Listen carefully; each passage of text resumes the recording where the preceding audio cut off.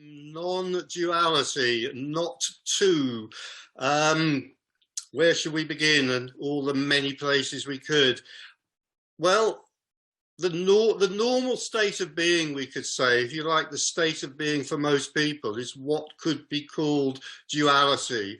And duality means two. So what does it mean to say that the normal state of being is to live in duality? What is that two-ness? Well, it's pretty simple. We could say that it consists of, there is a sense that I am a separate being. This may sound so obvious that it sounds, almost like, well, why is somebody bothering to say that? It is so obvious that I am a separate being. I'm a separate person. That's what I feel myself to be. That's what I obviously am. So we can say, okay, well, that's one thing. What's the other thing? Because duality is two. Well, we could say the other thing is there's the sense that there is an external world through which I move. So we could say there's the sense of me, and I am separate from everything else, which is why this is often called, let's say, living in a state of separation.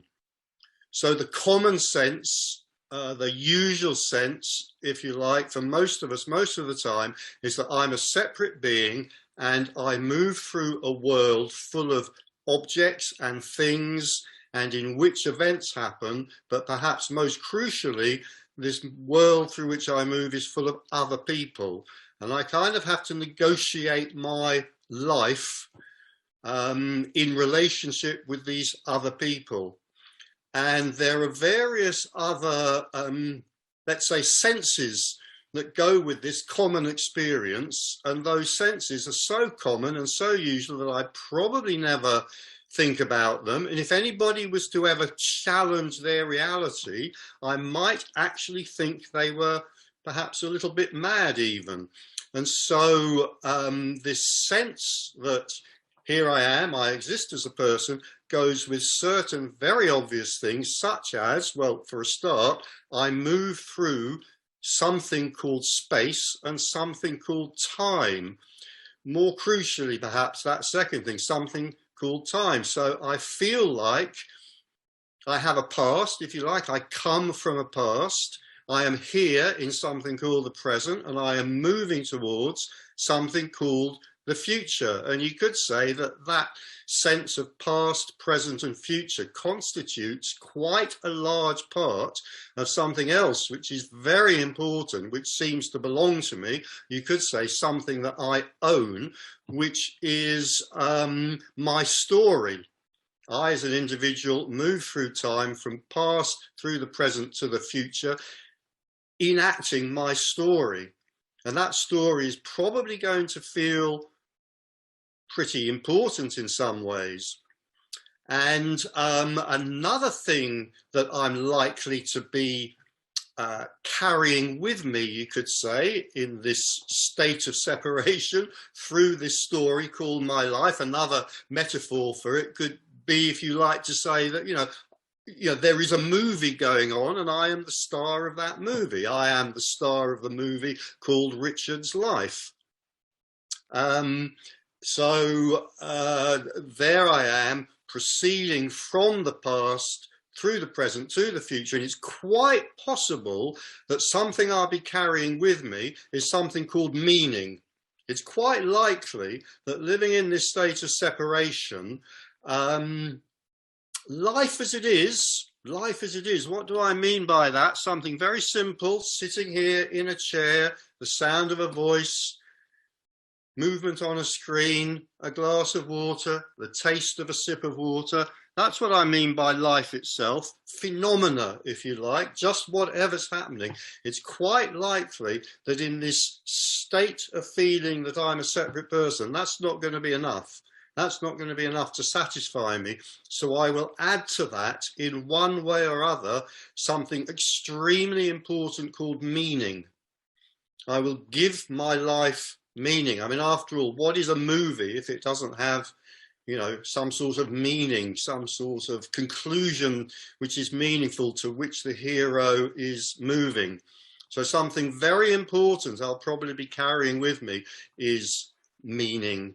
Now that meaning could come from all sorts of things, all sorts of areas, but it's quite likely to come maybe from a religious belief, from a spiritual belief, from a mystical belief. It doesn't have to, but it's quite likely to.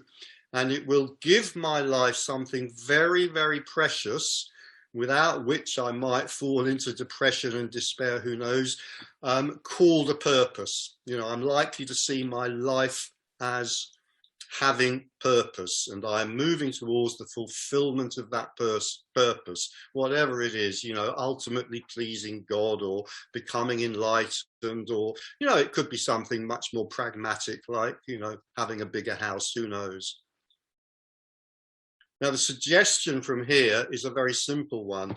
The suggestion from here is that everything that I've just described is simply a fiction. You know, everything that I've just described is unreal, except as thoughts, as feelings, as words drifting across the airwaves, if you like, from me to you, although there is no me and you. So the suggestion from here is that everything that I talked about so far is a fiction. It's a fiction that there is a world which is separate from me. It's a fiction that there is a me which is separate from that world. It's even a fiction that there is a me at all. So the challenge from here is that the me does not exist. And certainly it's a fiction that whatever meaning I give to my life, whatever God I might worship, or, you know, whatever philosophy I feel is all-encompassingly important, that these are all fictions. They are stories made up by a mind. I'm going to throw something else in here, a mind that does not actually exist. They're stories which are made up by a mind. Really, the bottom line is, in order to make the pain of feeling separate more bearable. You know, most of us live with the pain of feeling separate, and it's pretty unbearable at times. Not at all times, sometimes it's fun, but at times it can become pretty unbearable. And so to make it bearable, we give our life purpose and meaning. We could say that, you know, purpose and meaning are the painkillers that we take when the headache of being separate becomes too much for us to bear. So if I have a literal headache, I reach for a bottle of aspirin. If I have a metaphysical and metaphorical headache, then I don't know, I reach for Christianity or Buddhism or whatever. That's the suggestion from here. And further, the suggestion from here is that all of that, everything that I've been talking about so far, which seems so solid and so real, and the most solid and the most real part of that, of course, is the sense that I exist as a separate person, that can all collapse. And when it collapses, it is likely to take with it everything that I've just been talking about. It's likely to take with it meaning and purpose and time. It's likely to take from me the reality of my past. It's likely to take from me the reality of the future that I seem to be moving towards. Any story that gives my life meaning is likely to go. I've already talked about time. Something I forgot to throw in, another precious gift that the person has, is free will. I don't know how I could have forgotten to put that one in. I mean, that surely is the most precious gift of all. But if you don't believe that that is the most precious gift of all, just try going up to somebody in a bar and having a conversation, starting a conversation with them about how free will does not exist. It's a very, very fast, easy, quick way to get somebody angry. So as everything collapses, it takes away, if you like, my past, my future, the meaning I have given to my life, sense of free will, purpose. Is this sounding awful? Is this sounding like we are plunging into the absolute ultimate existential despair? Because if it is sounding like that, no. I mean, I can understand why it sounds like that. It kind of can sound like that to the one who lives in separation and still believes in meaning and purpose and free will and time. But it's actually the kind of the opposite, we could say, of a plunge into existential despair. It is a release and a relief, if you like, from all of that. It's the ultimate freedom. I mean, the freedom that we seek, however we seek it, we can't help seeking freedom. We may not think we're seeking freedom. We may think we're seeking a girlfriend or a nice car, but really we're seeking freedom. But we can't imagine that the freedom that we're seeking is really the freedom from the burden of the self. I mean, if we get spiritually switched on, or we become a Buddhist, or we study Advaita or something like that, we might even start understanding intellectually that we are seeking something called freedom from the self. But we can never know what that means. We can never know what it means. The separated individual person can never know what that means. Richard, sitting here as a character, does not know what that means. And yet, when the sense of self collapses, somehow it is possible for these words to come out. These are the words of, I'm not the first person to use this phrase. This is oneness talking to oneness. This is oneness here and oneness there. Oneness in the guise of a character called Richard. Oneness in the guise of characters out there called John or Jim or Pete or Mary or Elizabeth. This is oneness talking to oneness.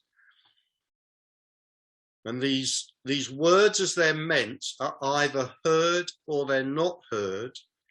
And whether they're heard or not heard has nothing to do with who you think you are. You can make no choice about whether these words are heard as they are intended to be heard or not. They are either heard or they are not heard. But that's not something that you as a character can do anything about. I went to meetings on non-duality for a long time, and I heard these words with my ears, but I didn't hear these words, if you see what I mean. Nevertheless, some magnetic attraction kept drawing me back to listen to the words that were utterly incomprehensible to me. And that may be what's happening here. Ramana Maharshi has a phrase for this, which is quoted over and over again. I've quoted it many times, so have many other people. You know, if your head is in the tiger's mouth, then you will be here, or you will be some apparent other place like this, where other words somehow like this are also being spoken. Your presence here has nothing whatsoever to do with who you think you are, has nothing whatsoever to do with any choice that you think you have made. My presence here has nothing to do with any choice that I think I have made. I am not here because, you know, Emerson issued an invitation, and then at 6:30 I looked at my watch and thought I'd better start sitting down now. That might seem to be the case, but it isn't. So the suggestion from here is that this, as with everything else, is simply happening. This is simply what is happening. There's no meaning to it. There doesn't need to be. There's no purpose to it. There doesn't need to be. There's no purpose to anything. When the Pope appears on the balcony of St. Peter's in Rome, there is no purpose to that. It is just happening. It has no more significance and no less significance than me talking to you now, or this sip of water I'm about to take. Nothing is any greater and nothing is any lesser than anything else. Everything is simply what it is. Everything is simply whatever is happening. No meaning, no purpose. It's not going anywhere. It doesn't need to go anywhere. Like other people, I've occasionally tried to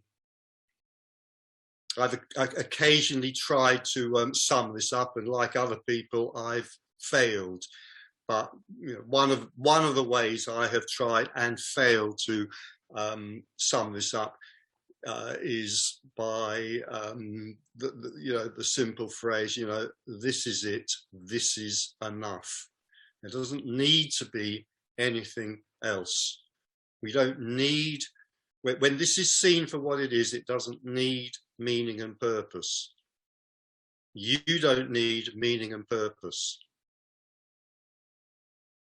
A tree in the park does not need meaning and purpose to be a perfect tree, and I and you do not need meaning and purpose to be a perfect, whatever description we want to use.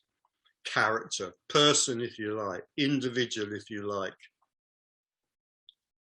divine puppet, to use somebody else's phrase if you like. So I've no idea whether a word of this made sense or not, but I also know it doesn't matter, except to the mind. Now, if none of that made sense, the mind may be screaming in agony, but it doesn't matter. Because the mind has no purchase here. Nothing that the mind says has any purchase here. And yet, we're going to spend some of the next hour and 3/4, hour and a half, whatever it might be. I have no idea. Maybe it's an hour. It doesn't matter, because this, after all, is the timeless. We'll probably spend some of the next little while, exercising the mind, throwing ideas around, questions and answers and so forth. And that might be interesting. It might not be, but it might be interesting.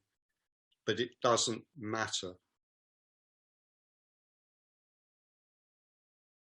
I think that's enough for an introductory talk.